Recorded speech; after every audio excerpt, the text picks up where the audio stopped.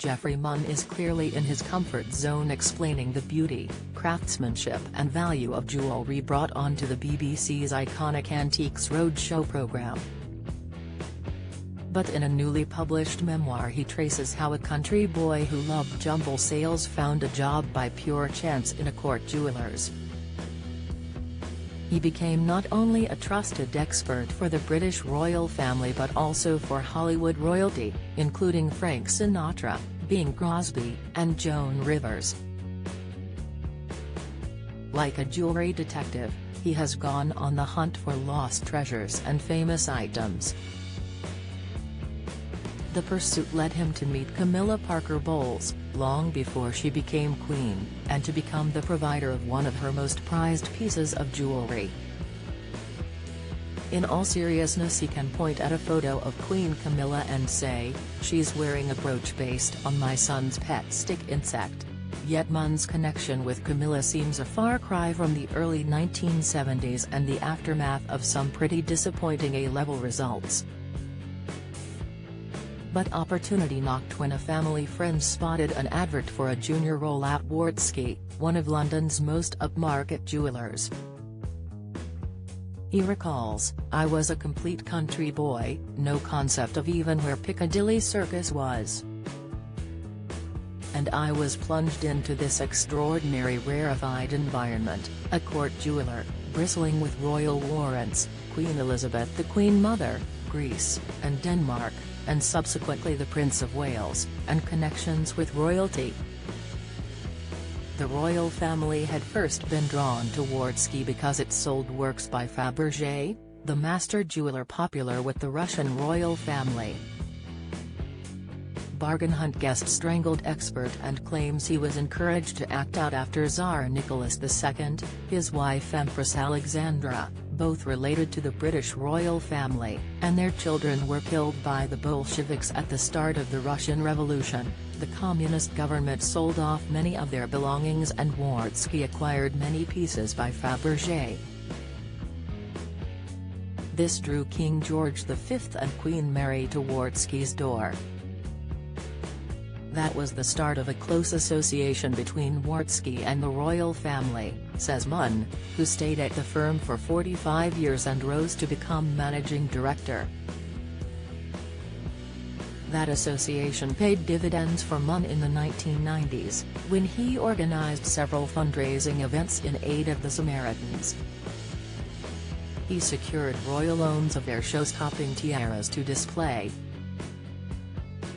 He is a mix of soft-spoken enthusiasm and tremendous knowledge, a winning combination with fans of Antiques Roadshow since joining in 1989. These qualities also appealed to members of the royal family. So when he wrote to Princess Margaret, explaining his interest in the Victorian jeweller Giuliano, asking if he might see the pieces the Queen Mother had given her, the princess agreed to talk to him. He says, "When people live in great palaces and grand houses, their taste is actually cultivated from birth. They are seeing marvelous things as soon as they open their eyes, so Princess Margaret had superb taste." After their meeting, she delivered to Wartski another Giuliano item she had forgotten about, bringing it in a wicker basket swinging from her arm. And delivery of another precious item was far more exotic. Don't miss. Antiques Roadshow guest gasps after eye-watering valuation of painting, picture. Antiques Roadshow viewers baffled as ugly toad given huge valuation, reveal. Antiques Roadshow guest speechless after learning item is worth a six-figure sum. Latest, curating another fundraising show for the Samaritans led Munn to Monaco. Prince Rainier offered to lend him a stunning clock made with one of Fabergé's famous Easter eggs. Munn had to collect it himself and recalls sitting in a helicopter with the Easter egg tucked under my seat, as we circled the cliffs of Monaco on the way back to London, a trip more akin to James Bond.